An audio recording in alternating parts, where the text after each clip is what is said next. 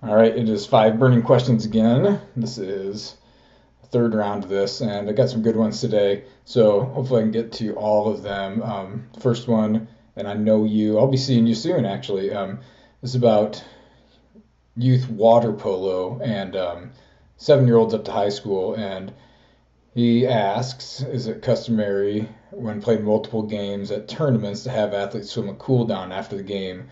I never see athletes in other sports do this and wonder if there's any point. For example, I don't see soccer or basketball players jog a half mile after the game. Is a post game cool down advisable, or is, like many things, unsupported by science? Now, I can't say for sure if a structured cool down is 100% supported by science. I do not know that for sure. What I do know is having that period after a game where everyone's stress levels are high and they're very sympathetic and they're really been pushing hard to make everything count for that entire game. I don't think it's a bad idea at all to take them out of that environment, put them in a relaxed state, get them just to swim back and forth. And is the cool down, what is it really doing? I can't say for sure, but it at least gives them a chance to relax a little bit after the game, bring their heightened nervous system down, and just get them prepared to take on the next task, whatever that is. And I think maybe you don't see it in like basketball or some of those other things, but I bet at the professional level, I can't speak 100% to this. I've never worked with professional sports teams, but more than likely, there's a good chance that those guys are doing some kind of spin on a bike or something like that after a big game just to bring them down a little bit. And if they're not, maybe they should. So I think it's still a good idea. Can I tell you that science 100% backs up the idea that your athletes absolutely 100% need to cool down? I can't say that for sure, but I think it's a good way to get them to relax after a big event like that and then get them spun back up for the next one. So hopefully that answers that. Let's move on to the next one. What is my favorite donut and where do I get it? And do I usually have coffee with it? And the answer to that is I live in a place where the fancy donut doesn't exist, where a lot of you might be used to. The gas station donut is king around here, and the king of the gas station donut is Casey's 100%. And my favorite donut, I don't eat a lot of donuts, my favorite donut when I get a donut at Casey's is the apple fritter and 100% coffee every time with that. So I think that should take care of that question. Lex, Alex up in Canada, and I'm going to be seeing you soon. And if any of you are in that Ottawa area, I'll be up there in July teaching the performance workshop, and I'll be doing it at this guy's gym. And he is asking me. A while back, a couple guys did a video about sudden unloading after a movement like a deadlift. So, just like dropping a deadlift from the top instead of lowering it back down under tension. And we'll talk about this a lot at the performance workshop when I come up there in July, and you'll find that I have a disdain for people just dropping a deadlift after they pick it up. Is that wrong? I don't know. I don't like it. I was raised to put deadlift down, and I'm a big fan of working on that eccentric resisting a flexion moment at the spine. I think people that never put their deadlifts down eventually run into problems when they're asked to slow something eccentrically in a flex spine, or trying to use their hamstrings to slow something in an eccentric manner.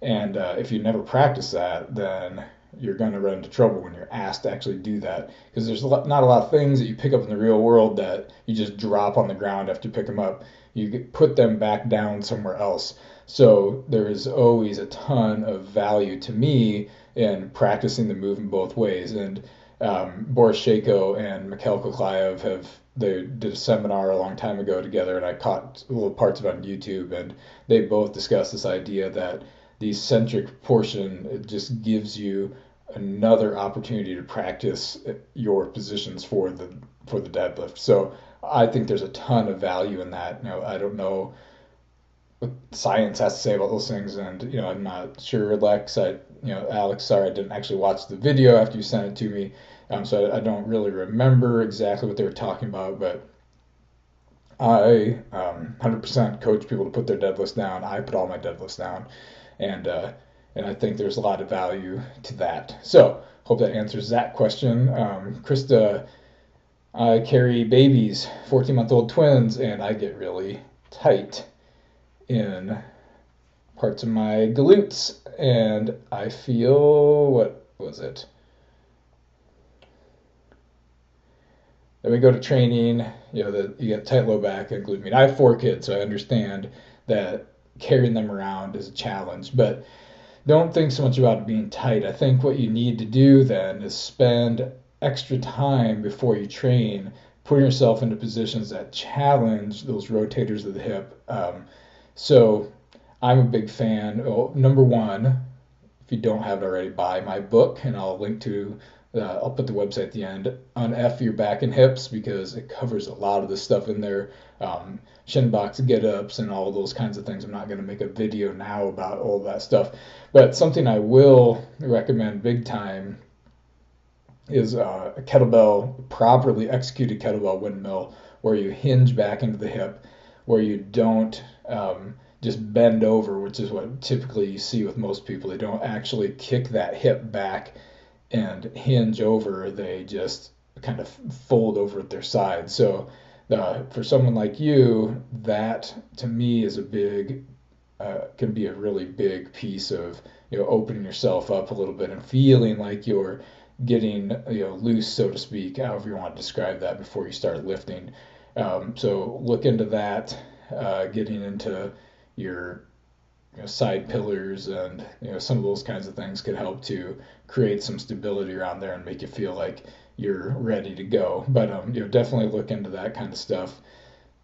So with the kettlebell windmill is the big one, and this one, Stevie B, biggest lesson you try to instill into your children, and what grinds your gears, and how people raise their kids. Well, I don't know. I don't want to speak to how other people are raising their children. That's not it doesn't matter to me. I shouldn't say it that way. I don't want to get into what makes me irritated about what other people are doing. Typically, what makes me the most irritated is people not holding their children accountable for things, not instilling this idea of ownership and accountability in their own children. But what do I try to instill in my children? That's a big one. I try to instill this idea of understanding there's consequences to your actions, and understanding that you have to understand accountability, and understand that mom and dad are there for you. But we're not going to be there to solve all your problems. You have to start working through some of those things on your own. And we try to let the kids, between the 4 of them, solve as many problems between them as they can on their own. We don't want to feel like, mom and dad will interact and solve this for us. They have to learn to navigate those things by themselves. But the other 2 that I want to touch on are tolerance and that's one of the other big ones. We live in it's a not a very diverse part of the world, and we want our kids to understand that you need to treat people the way that you expect to be treated, with respect, and that goes no matter who they are, no matter what they are. You don't have to like every single person you come across, but you need to treat everyone nicely, and you need to treat everyone with respect. I think that's a big one that we try to put into them. So beyond that, I think that really kind of covers it. Now one more on that note is I always try to get them to understand what is a big deal, and things that are worth getting in arguments about, and I think, or things that are worth quote crying over. I think they need to understand that life is going to be very difficult, and hopefully, if the worst thing that ever happens to them is their iPhone doesn't get charged overnight, then they've led the most sheltered and pampered life in existence. So I want them to understand that, what is a big deal, what's not a big deal, and understanding, when it's okay to turn that molehill into a mountain and fight for what you feel is the right thing. So that is all the time I have for these today. Hopefully you got some good answers out of that, and I will catch you guys next week. Later.